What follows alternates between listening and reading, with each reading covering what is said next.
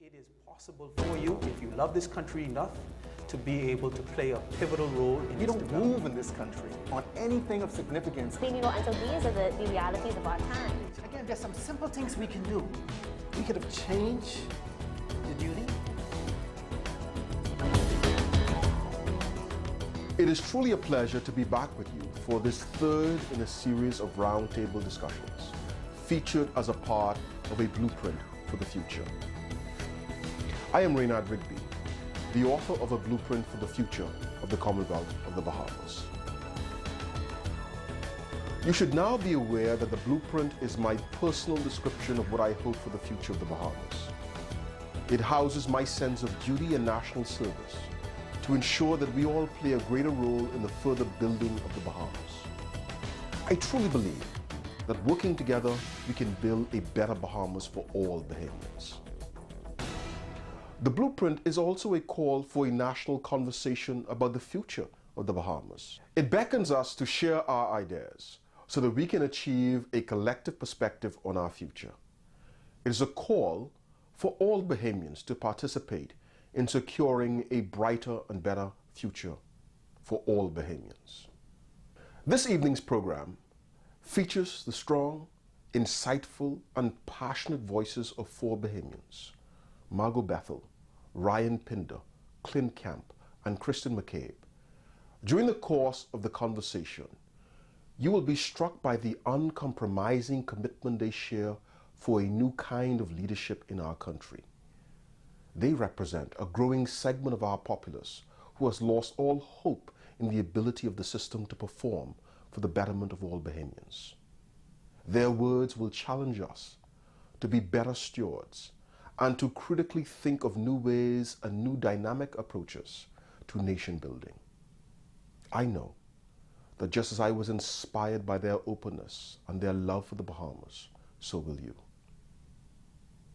I am sure that you will agree that this conversation was special because it features the voices of Bahamians that are sometimes left out of our national conversations. In this regard, I am particularly grateful that this evening's presenters agreed to share their views and opinions on the future of the Bahamas. We continuously ask the question, what is your vision for the future of the Bahamas? I ask you that same question this evening and trust that you will share your answer and join your voices to this dynamic, people-centered conversation. Your participation is so important because it will chart a prosperous future for our country. Our future must be clothed with a deeper appreciation for the opportunities that must be created for all Bahamians. This commitment must not be lip service as usual. It must bring about fundamental change and a new approach in governance and policy formation. I was so delighted to have witnessed the passion and the straight talking from Ryan Pinder, Clint Camp, Margot Bethel, and Christian McCabe.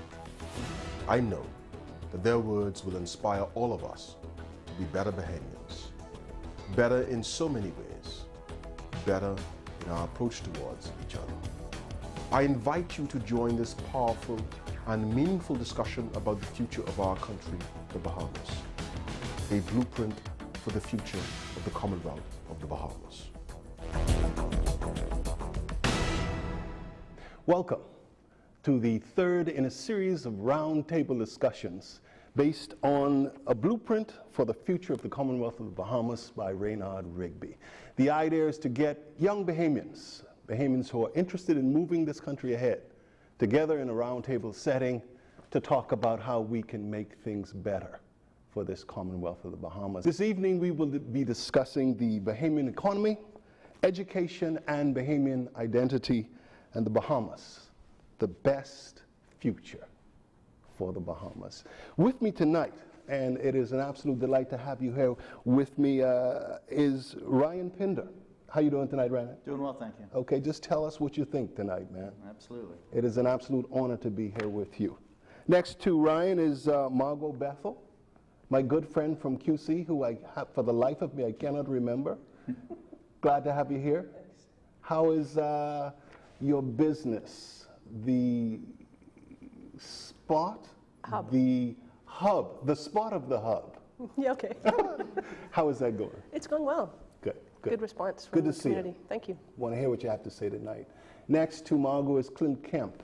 Clint, I've been trying to get you in a setting like this to hear what you have to say. I've known you for a while, and I know that this is all about the way you're thinking lately. And it's a great pleasure to have you with us today. Great, thank you, Keith. Good to be here. Christian McCabe, great to have you here. Really appreciate the hairdo, and Yes. I'll be doing that someday. But for now, I just like to say welcome and let us know what you feel tonight. Thank you. It's good to be here.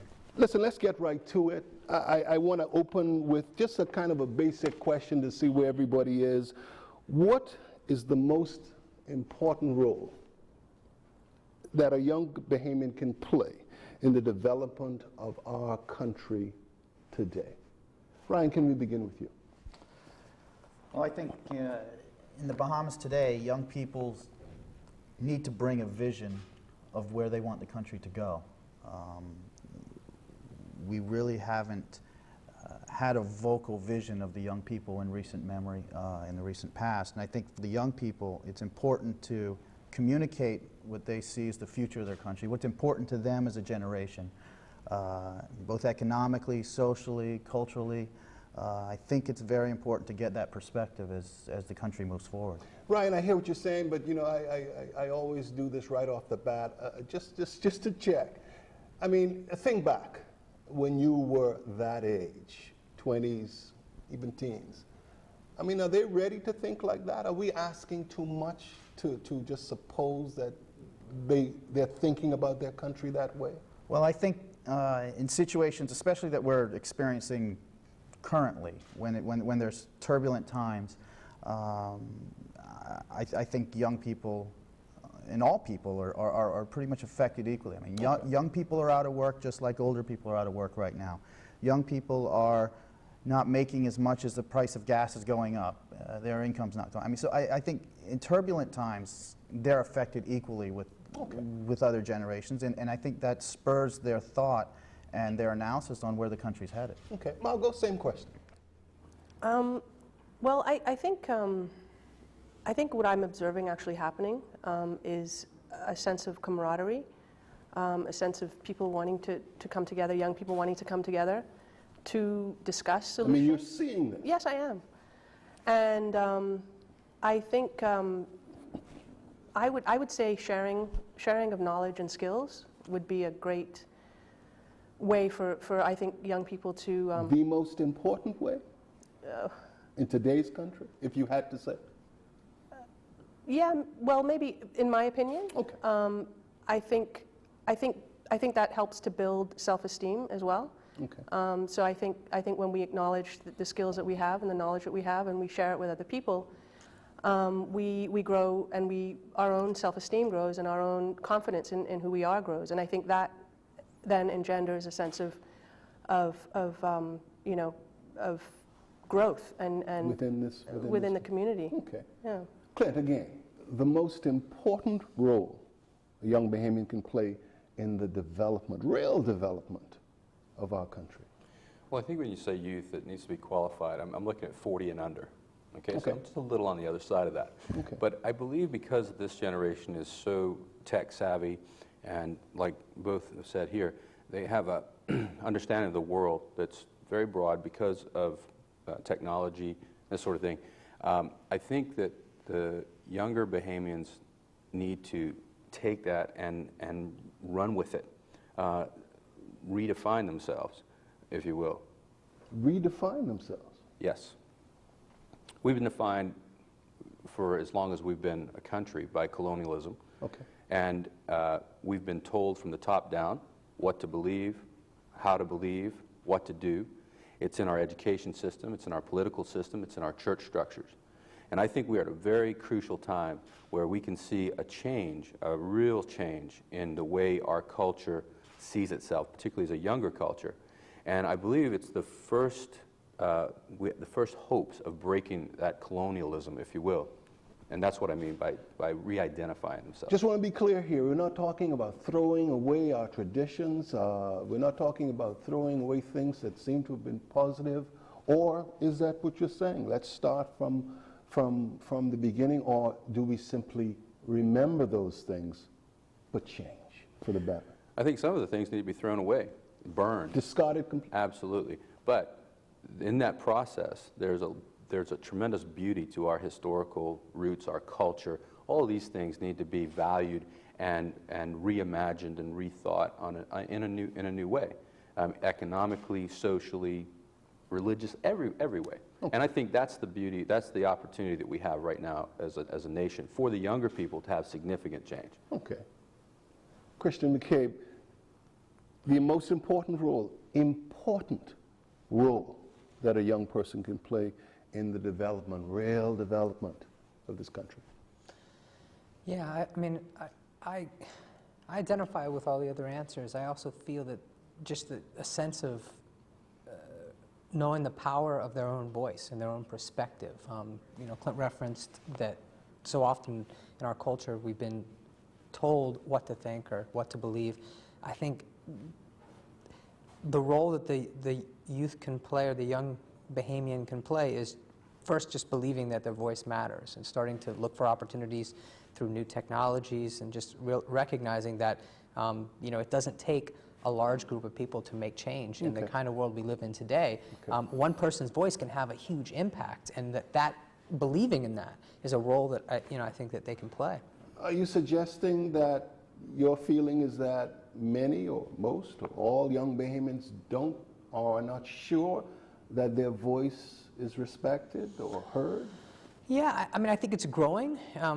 You know, it's a growing hope that their voice can be heard, but you know, generally I talk to a lot of young Bahamians who seem pretty apathetic, as if the system can't change, as if, you know, what's been handed to us is what we've got to work with, without always the acknowledgement that, wow, I can actually make a difference. My voice can change things. I think that there's this assumption that you need to have some huge following behind you to have any kind of power, but I think we live in a totally different world where the power structures have shifted. Yes. One person's voice can be as powerful as a crowd if it's got the right platform, and I think new platforms are being created all the time. Mm-hmm. We're talking about the internet, huh? Partly. One of the things. Yeah, yeah. Listen, a blueprint for the future of the Commonwealth of Bahamas states, we are not producers of goods, but we are great consumers. Our economy may be expanding, but for far too many Bahamians, it is shrinking. As a result, the limited dimensions of our tourism product, our tourism numbers are declining. Further contraction can be expected as we face strong competition from the region, in particular, the inevitable opening up of Cuba. Question, and Clint, I want to start with you. How can we diversify our economy so that all Bahamians have a greater chance of benefiting and participating in it? Well, you know, our economy has been based on sun, sand, and sea primarily for as long as we've been a country.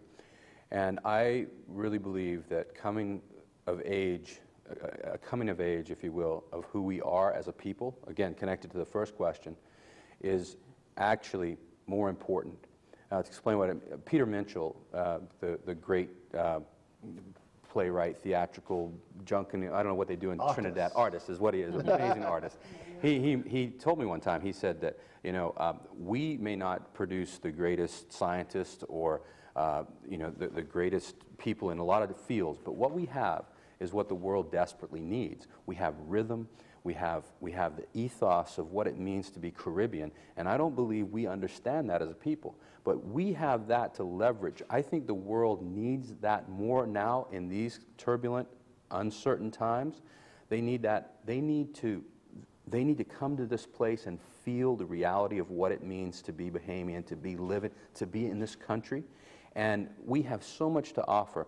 The sun, sand, and sea is absolutely wonderful, and that will always be one of our primary. But I think the more we understand ourselves, the more we'll see business opportunities that will address will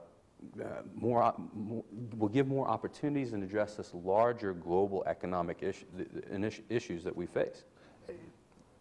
Ryan, I think I hear Clint saying more participation, more ownership of what the process that brings wealth, that brings success, that brings any number of things that will make our life better.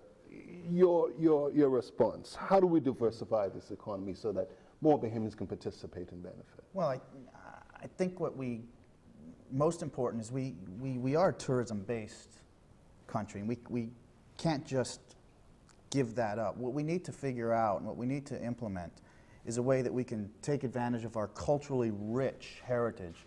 You know, our people are very culturally rich, whether it's... What do you mean by that? Well, we have tremendous talent and diversity in arts, in music, in junkanoo, in painting. I mean, we are a cultural society. I mean, going back over the years, that's what we are. We rake and scrape. I mean, you can list countless amounts of areas in culture that Bahamians excel at. And we need to be able to take that and put it into our tourism product. You know, we're still going to always have a tourism product, but we need to take what we're good at, what historically we benefit from, and it's our culture, and put it into our tourism product. Change it up. Maybe we have more of a festival type of tourism product to offer rather than a large mega resort. And in that, we can diversify our economy because we have junkanoo artists that don't just end after New Year's. They start in the tourism industry, in the festival industry. Yeah. Or we have our artists that have a mechanism to make money and a living within tourism. And I think within that, we can diversify, you know, our economy and our industries and provide the opportunities to a lot of Bahamians that they have a rich passion for. Okay, Margot, your thoughts on diversification? I'm just really happy to hear an attorney backing up the arts. Me too. And I mean, I don't know what to say now. I agree completely. I think the arts can have a huge impact on the economy. Yeah. And there needs to be greater understanding about what the arts really are. We need more education around all of the art forms, the visual arts. We've got pop-up studios, which is a contemporary art gallery here. Yes. You know, the arts have changed a lot. The visual arts have changed. We now have a film festival. We have 2 film festivals, actually. But I mean, you think these art forms can move our country forward, can Absolutely. develop us? I think, I mean, we're competing on a global market now. Yeah. And there are people that are now way ahead of us in that sense because they already understand how important culture is, culture and heritage. And, you know, we could have historical tours of Nassau. There are a number of galleries now downtown, including the National Art Gallery, which is amazing. It's really a beautiful experience. Okay. Yeah. Christian, Yeah, you know, I'm thinking diversification. diversification, yeah. I mean, the first thing that pops into my mind, I certainly support all of what's been said. I mean, I'm a big lover of the arts myself, but I'm not, I kind of have a little bit of a tension with like trying to place art into, you know, a purely product, like placing it within the tourism product that as an artist tends to feel a little like you're twisting the artist's arm. I don't know how that process would look, and maybe that's why it hasn't integrated, you know, very, very well into it. Mm-hmm. Tourists come and want to take home beautiful paintings of, you know, things that they saw here, but that's not necessarily what the artists here want to create. So I'm thinking in a different direction. I'm thinking like farming, for instance. I mean, we get all our food from everywhere else, but we have so much farmland in this country. There's so much farmland just in Andros alone. You know, if somebody were to take seriously just that, you know, I think it would be a developmental step for our country that we're producing our own food. Sorry, go ahead. That we're producing our own food, and then that's a lot more, you know, revenue generated within the country rather than, you know, we're importing all this food and, you know. Do you just personally, do you get a sense of almost fear of going out, of looking into something like that, or taking that kind of chance when you talk to young people or even older people? Tourism's working, it's the quick buck, I don't have to do much. Do you get a sense that there's a fearfulness on the part of Bahamians to diversify? Well, certainly, yeah. I mean, I certainly have a group of friends that are passionate about these sort of things, but I think they run into, that there's expertise and education involved with doing an endeavor of that kind of a scale. Yeah. If we were to say, how can we, produce our own food for, our country, that's going to take a lot of work and education to see how we could accomplish that. But I believe we have the resources to do it. Okay, It just requires the vision and leadership to say, that's worth doing. Okay. Vision and leadership. Okay. All right. Is that your next question? No, just looking for it, Clint, do we need more of an entrepreneurial spirit, or do we need more support for our existing entrepreneurs? I think and again, in order to move this and develop this country. We need both. We need both. Our system itself is so broken that it does not provide encouragement for an entrepreneur. If you, in this country, try to start a small business, you will find it to be the most frustrating experience of your life when you're dealing with the government agencies, the banks, and all the rest of it. And all these people are talking about how easy it is and all the rest of it and how everybody wants to help you. Just try it. I guarantee you, you will run into frustrations that you can't imagine. Why? Why are you being worked against, or is it just this structure that works against you? Or are we talking about people who don't understand your vision? I think we're talking about all of that. The structure itself is not set up to encourage people to be entrepreneurs. It just isn't. And again, I say this from the banking perspective, from the political perspective. It is just not there, and it's going to take tremendous will in all those sectors to change that. Okay. That's my next question, Ryan. I mean, I hear Clint. What do we need to do? What do we do? Well, I think that Clint raises a really good point. I mean, I think the system we're working in is a 30 or 40-year-old system that is not conducive to operating in the global environment that we now find ourselves in. I mean, you just look across the shore. You look in like the United States. Granted, it's a large country, but they have institutions, the Small Business Association, all these institutions in place to facilitate entrepreneurship and diversification and small business. Yeah. We don't have anything like that, whether it's public-private, quasi-public-private. We have no support system to help out our young entrepreneurs. We have, I mean, how many people are being let go from the hospitality industry in recent weeks? That's a whole population of future entrepreneurs. And and every one of them, I guarantee you, has pride in something they do. Okay. And if they can have support structure to help them achieve their entrepreneurial spirit, I think we'd be much better off as a country, much more diverse and much more economically sound. Okay, let's say we get these structures, we get the support system. I want to ask something here, and anyone jump in to take it, because this is what I think it really comes down to. In families, in relationships, are Bahamians partnering enough in terms of business ventures? Do we trust each other? No. Yeah. No, that's a part of the system that's broken. It's not just political, and it's cultural. We've not developed trust in each other, whether it's racially, socially, whatever, to go into that. I believe this is a part of the new economy, though, of the Bahamas, because people are realizing that you have to go this way. You can't do it on your own. Okay. We cannot be a nation of silos with everybody doing their little things. Coming together and building synergies is the only way forward. So people are rethinking, and particularly younger Bahamians, I think, are rethinking these ventures and realizing not only between Bahamians, but between foreigners as well. Yes. Because again, reality is we don't have all the expertise we need. We don't have all of the stuff to make this happen. So we need to partner with each other and people in this country and other countries. Well, let me, Margaret, let's stay with that, but I don't want to deal with that word that Clint used. I mean, do we need, have you found, do we actually need to partner with each other? Is this a must? Absolutely. And I think it's happening organically from the ground up.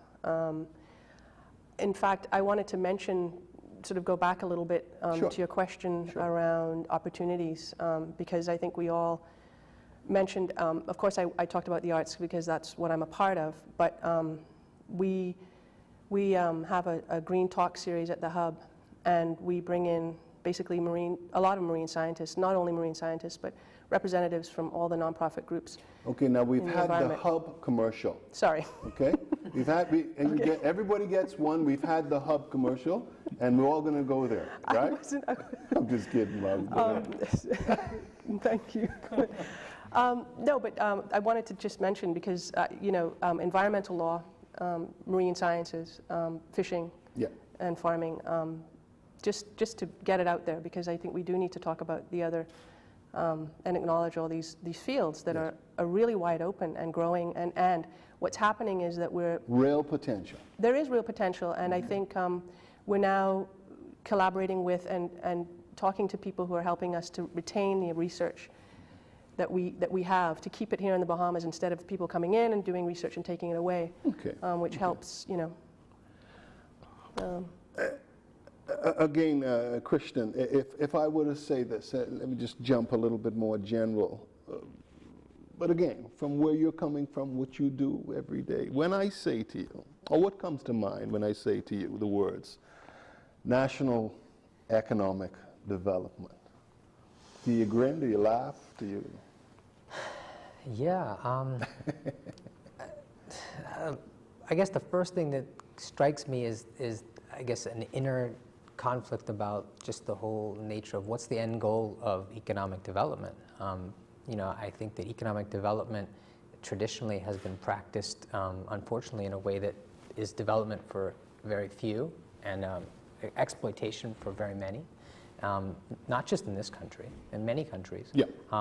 So that negative baggage comes up when you first say national economic development. I start to get a little suspicious I'm of asking, motives. do you even believe that's happening? Do you even believe there's a plan somewhere? No, I don't. It's not something that is continually on my radar. Like I'm not looking out for a plan. I'm not listening out for who's got the plan for the national economic development. But I guess I have deep questions about the way we even look at economics. The bigger is better. Is that growth sustainable? Or should we be looking at how do we have economic sustainability rather than economic growth? Because growth implies that we're going to constantly be growing, and there's a limitation to that. So that's at some that's point the we have thought to that- stop and take stock and Yeah. see where we are. Yeah. Clint? Well, my grandfather said, if you aim at nothing, you will hit it. And we are hitting it. I mean, because we aren't aiming at anything. And regardless of what is being said in the public arena, there is no plan. There is no vision. And I said to you before we started this that my favorite translation of that famous verse in the Bible that says, where there is no vision, the people perish. Yeah. I love the translation that says, where there is no vision, the people stumble around in confusion. Yeah. And this is how I feel as a country we are experiencing life now, because there is no vision on a large scale, not Yes. just economic, but we just are not there. And I think what Christian said about sustainability is the piece that's not being mentioned in the national dialogue. But we've already seen what these massive projects do. Yes. They are not sustainable, and they will destroy in the end. Yes. We have to realize who we are and what our future looks like, and economic sustainability is the target. Let's go with that. The time just flies in these round tables. I want to move on to our second topic, education and Bahamian identity, who we are. A blueprint for the future of the Commonwealth of the Bahamas states Bahamians are a very proud people, and they have reason to be so. However, as we've pushed towards our initial economic frontier, we've been exposed more and more to other cultures. The images of other cultures are being increasingly ingrained in the minds of our young. As we sit together to set a new frontier for an economic development and prosperity for all, we must not sacrifice our culture and our history. Ryan, how do we preserve our culture, who we are, without becoming a closed society, missing all the positive and productive things the world beyond the Bahamas has to offer? Well, I think what we have to do is I think we go back to when I was talking about inserting our culture into our tourism product, but inserting our culture into a global product. Why can't we be taking pieces of Junkanoo and distributing it to Europe? I mean, we sign on to this to the EPA and this economic partnership agreement and these free trade and these global platforms, but we can take our culture, we can take what we're good at and what we value, and we can make it economically viable in this global marketplace, taking advantage of these agreements and these trade pacts we enter into. And I think that not only causes us to value what we have as a culture, because frankly, we need to make a living. Our people need to make a living, and if they can make a living valuing their culture, I think the culture grows and it becomes more a part of you than something we lose. We don't necessarily have to be a closed shop or a nationalistic setting in order to value and develop our culture and what we believe in. I think the reverse. I think the way to really do that is to take our culture and take what we've grown up as our culture, our arts, and everything that surrounds our culture, and export it. Okay. Create it as a platform that we say, hey, this is the Bahamas worldwide. Yeah. Margot, the hub is preserving our culture, isn't it? Isn't that a part of what you're doing there? Do you find there's a lot of talk about who we are and what we want to do? What is happening in that space that relates or could help us to preserve our culture, Well, who there we are? are a lot of writers and poets who come through, and painters and visual artists and filmmakers. And I think artists tend to be social commentators. They tend to be speaking about political and social issues. So in that sense, I think it's a very important thing to see, and it's very encouraging and inspirational to see. But I mean, you find that they care about that bigger picture? This work relates to moving our country forward? Do you find the artists you talk to are even thinking that way? Absolutely, but I think they're also expressing themselves. They may be expressing discontent at the state of things, and that's a lot of times what artists do as well. They're sort of observing the problems, and then you think they're reacting to this society? Absolutely, yeah. But I also think that as Bahamians, we need to honor and respect. And I agree with what you're saying about exporting, but I also think about it as an exchange. I think there has been a level of insecurity in us as people, as well as being proud. We can also be insecure. And I think that our product somehow isn't up to par? Yes, there's a mixed thing going on there. And so I think as we engage with other people and we invite other people here, as well as exporting ourselves and exporting our people and our products, we can grow and become more, confident. Christian, Clint, can we preserve our culture just because we want to, individually? Or again, are you saying we've got to have a movement, we've got to come together and do this? Well, I kind of, to bounce off of some of the things that were already said, I don't know that we fully have identified our culture yet. I think we're still, the creation of cultural artifacts through the arts is a part of what the search for identity is all about. It's just happening in these tangible forms that we can share with other people. Yep. But I think we're very early on in that process. I think that's where the insecurity comes from, because the truth is we don't know the answer to the question of what it means to be, what is Bahamian. Who am I? And I think that insecurity I've seen it breed a kind of a very isolationist reaction that, Yes. you know, we'll define it so narrowly that it's only these 5 or 6 things that we know truly are ours, rather than seeing cultural creation as a synthesis of what's available in the moment. We live in a global world, whether we're in Nassau or anywhere in the Bahamas, we're living in a global world. So the influences that you speak of, I think it's not about preserving, you know, what is essentially ours. It's about empowering and giving the creative tools through education, so more and more people can synthesize the world they're living in, which is increasingly less Bahamian and more global.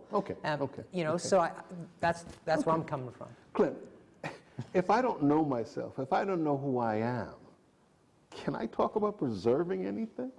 No, I think we have to engage in almost cultural deconstruction, and when we understand what it is that has shaped us, we will be free to be who we really are. And I go back to this issue of colonialism, and I don't think people really appreciate it. We talk about slavery. We're still in slavery to a colonial way of thinking. Yeah. And this is the thing that is absolutely hindering us from being the people that we could be. Now, the artists, or the beauty of the artists, is that they are those points of light that express themselves in the culture. But the reality is, this entire culture has that potential within it. But we're never going to realize it until we do the work of deconstructing how it is we got to be this kind of people, racially, socially, economically. We're trying to answer questions up here without answering fundamental questions about who we are. Now, this question of who we are, it comes, I mean, there's a kind of national thing you can come to, but are you talking beyond that, or before that, you're talking about individual Bahamians need to think more, ask that question more, or you think we're there, we need to kind of come up with, look, how are we going to push forward and say to the world, this is who we are? Or are you talking about work needing to be done with the individual Bahamian? It's both. It's self-discovery, and it's discovery of the beauty of who we are as a people. These discussions and larger groups like this need to come together so that we really can understand who we are, who we are as neighbors, you know, who we are as friends, not just people who get together and work together and, oh, we say we got a lot of friends, but we share life together. We learn to trust one another. We realize that all of our dreams and hopes are shared dreams and hopes. You have the same hopes for your children that I have for mine, and likewise all of us. So I think this is the kind of work that needs to be done to see more unity come to us as Bahamian people. Then there's where our strength lies. In these roundtables, we're looking for ideas and solutions, or the beginning of things that can move us forward. So I come back to this. We are where we are, but what should Bahamians look to move forward to achieving identity, authentically Bahamian identity? There's a kind of confusion. Where do we begin? How do we start to get or get on that pathway, that journey that will bring us to where we need to be? What are some basic things that you think we can do, right? Well, I think, you know, much of the discussion is always going to come back to education. Yes. I mean, I think that, you know, we lose sight sometimes of what's truly important in education. And, you know, in order to be educated about us as being Bahamians and authentically Bahamian, we need to have a structure, whether it's in our families, whether it's through the schools, whether it's through our churches, our social groups, of really the true history of the Bahamas. I mean, we are a very, very young country, but we do have a number of years that came before our independence that we can still build on what it has been to be a Bahamian. You think something happened in '73 where we decided, or groups decided, or unconsciously we decided, okay, we're brand new, it begins from here. things that went before didn't happen, or we're not going to pay any attention, they don't connect. Do you think we may have made that mistake?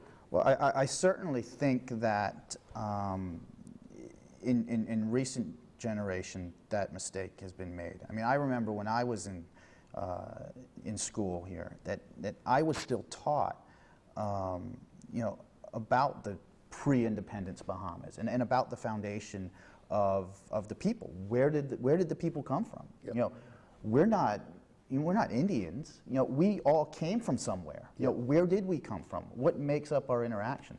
You know, I still learn that in school, but I think that we've gotten away from that in our educational system. I don't think that the current generation, the younger generation, are getting that as much as even I did, and I probably didn't get as much as, you know, my parents did before independence. So I mean, I think we have gradually gotten away from that. Again, Christian, this identity that we seek, that we say is Bahamian or authentically Bahamian or the real thing, I think we have a sense, or at least a hope, to get there. But is it this thing we're looking for that we call identity, is it, and that we're seeking, is it static or is it fluid? When we get there, that's it, we've arrived, this is what it is? Or do we say, okay, here's where we are now? Identity, static or fluid? I think identity is always fluid. I mean, particularly in the culture, maybe, you know, in a time gone past, identity was more static. But we change identities like we change clothes nowadays. You know, because I think there's so many more ways that we project individually. We project our identity, and that certainly it's fluid given the moment. Like, I have a friend who's didn't grow up here, but is working here, you know, as an artist, and considers himself a Bahamian artist because now he is living in the Bahamas and making art. And, you know, we have these discussions. Okay, so you didn't grow up here, but what is your claim to being Bahamian? He said, well, I'm in the Bahamas, you know. And so I just wonder if that authentic Bahamian reality is less about birth and more about geography. You know, being in this place, this place called the Bahamas, has more to do with what shapes a Bahamian identity than a birthright. You know, but I think we have a history of being very kind of resistant to that kind of a mentality. Like, a lot of people would say to him, well, you can't claim to be a Bahamian artist. You're not born in the Bahamas. Okay. Clint, if I were to put you on the spot and say that you have to say, you know, one thing, and, you know, I'd never do that. No. You know, but you had to say one thing in your journey, in this seeking that we're all doing. But if you had to say, look, here is, because of course, the Bahamian identity can't be just one thing. It's a number of things, but and I guess we could be achieving them as we go. But is there one thing that you feel, or that you could say to people that are not from here, that, look, this is Bahamian and I understand, or I'm closer to achieving that? Is there an element that comes to mind quickly that you see as so authentically or purely Bahamian in its experience?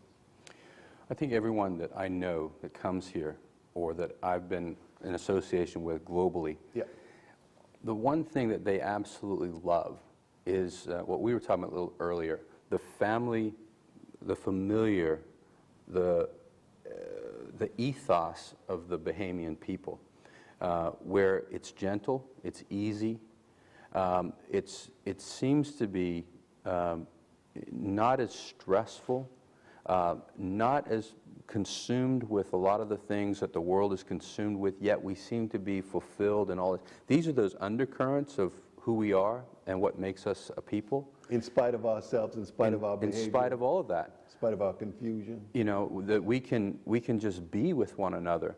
This is a rare and remarkable virtue in the world today, where in many nations it's tribal warfare, or it's political dissension, all these different types of strife. And, you know, we can banter and argue and all this kind of stuff, and then we we do have the sun, sand, and sea, and it just seems like the world is yearning for this sort of ethos. And we have? And we are that. We don't have to produce much. We are this. But again, it goes back to, understanding it. We talked about education. Keith, the schools don't teach civics. We don't understand the Constitution. We don't know who we are legally. Most Bahamians don't know who Joseph Spence was. Amos Ferguson. These are treasures. Our Constitution is a treasure. These are treasures that are undiscovered. We have the Pearl of Great Price right in front of us with all and many others. Yet we just seem to overlook them, and we're missing this beauty of what makes us Bahamian. Amos Ferguson, Joseph Spence. We're not going to tell you. We'll find out who these people are. The world knows them. The world. You should too. Absolutely. Margot, is racial identity a problem in the Bahamas? A problem? Yeah. Is that the same thing as an issue? Okay.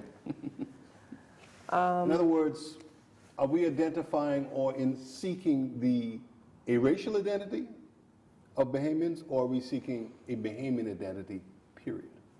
Which one would you say you get the sense we're moving toward, or are we moving toward neither of them? The people that I'm blessed to be around, I'd say, are interested in a much broader identification of who we are. Okay. But do I notice that there are racial issues? Yes. Yes, absolutely. You see people identifying themselves in a way that it separates them from other? Yes. Okay. Okay. And I think it's something that we all need to discuss more, actually, Okay. as a community, in a constructive and productive way. Yeah. Because I'm a product of a mixed marriage, for example. I think I'm not in the minority here. Do you think, in that sense? Do you think of in the yourself Bahamas? in terms of color? Only when someone else forces me to. Okay. Okay. Or forces me to feel that I have to choose between one of my parents or this part of my heritage versus that part of my heritage. Yeah. Otherwise, it's not that I don't think about it, Yeah. but I don't feel the need to identify with a race. And I think as we become more diverse as a culture, and we are, I think, relatively diverse already, and as we do include the foreigners, if you like, as we start to recognize that our society is made up of many different cultures, Yeah. and a lot more than were here when I moved away for a while, and I've come back and found that there are a lot more Jamaicans here. There are a number of other nationalities here Yeah. that weren't here in the numbers that they are now Yeah. when I was growing up here. So I would like to see us as a people talking about this more. I think there's a need to discuss it more. Okay. Ryan, any idea why there's a problem or a tension when we go to race and the topic of it? I mean, it's almost palpable. I just say it for fun sometimes, Okay. So you're a white guy, right? And you can feel it. And I'm wondering, Ryan, what's the fear? I mean, what is the fear? Well, I think the fear probably comes into just, confrontation that superficially there might be differences, but spiritually there might not. But coming to that realization, personally, I think the Bahamas has come a long way. Like you, I've been away for a number of years, Yeah. And then came home, and from my personal experience, the attitudes towards race and white versus black, and this white man intermingling with the black crowd back when I was growing up is entirely different from my personal experiences than today. I mean, I think we have made tremendous progress as a society, that we get along as a community, regardless of race, much more now than we used to. And I think that the tension on a discussion of race in I'm white, you're black, is much less tension today than it was when I grew up. But you think there's more to be done? Or? Oh, there's always more to be done. I mean, I don't think that in any area, whether it's race, whether it's culture and developing yourself spiritually, that you never reach an end point, I don't think.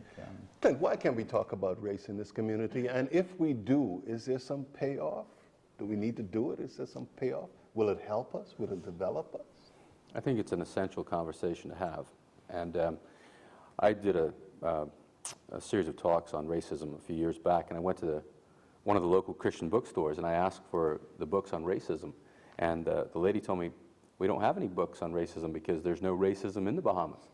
And I thought, no, I mean this. And there's no racism. No racism in the Bahamas. Okay. And so, but the reality is, I think if we all search, we're talking about the individual and the culture. I think individually, we have to do some soul searching about this. And I found that in my own journey, I went looking for this racist monster, and I couldn't find it. And my parents never told me that white people were better than black people and all the rest of it. And it wasn't this direct racism. So I kept looking and looking and looking.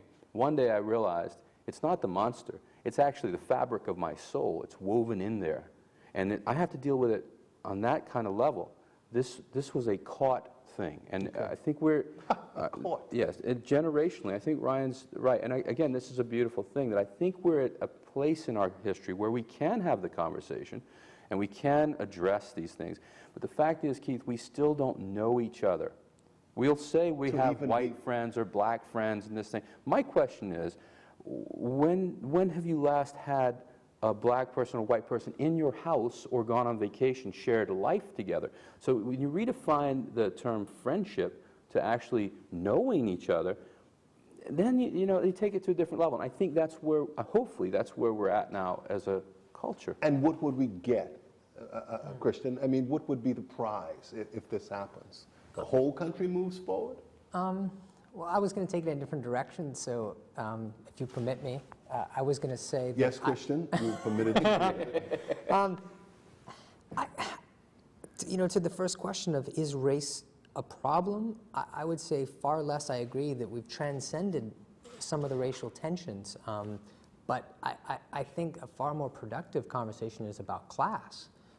Because I don't think we've transcended class distinctions, and I think that there's far more division among class, whether you're white, whether you're black, or anything. And when you say class, do you mean moneyed individuals? What do you mean by class? I do mean, financial and social classes. Why I say that productivity moving forward is because I think it rests on the shoulders of those in the higher classes to, look out for those in the lower classes. And I don't, that upside down kind of a vision, I think that there's a far more productive conversation long term for the country in that, because I do think, I think we're all waking up to the fact that, there's so much of it that's similar, and there's so few bits of us that's different. Yeah. And I think that that's just a part of a global awakening that's, I'm very thankful for, but it hasn't yet made its way to class. 6 pounds of skin. Well, I think, Christian, that's the difference. Yeah. I think this goes back to your question about platforms and whether we... I just had to deal with 6 pounds of skin for a second. Well, that's it. I was hoping we could go right past that. I'm sorry, go ahead. No, I think I think Christian's point is right. I mean, I think this goes to the question we had before about platforms for entrepreneurs.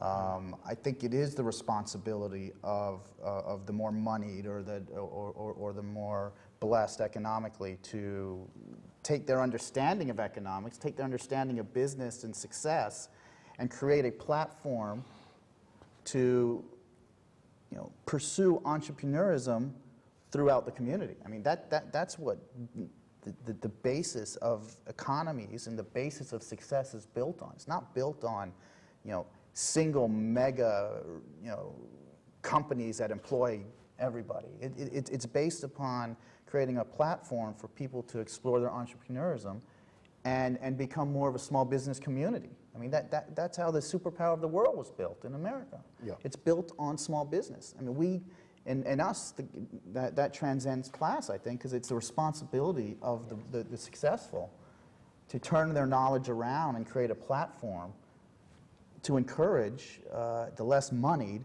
to become more successful. There are, maybe massive is the wrong word or an overstatement, but there are many things happening with organized religion. And, that's a whole program. But I just like to know from everyone here, are you happy? Are you concerned with the way, or are you convinced that all the variations, church, traditional religions, church is owned by various individuals, prosperity thing. Are you concerned that in its own way somehow it's moving us forward, or is it holding us back as a developing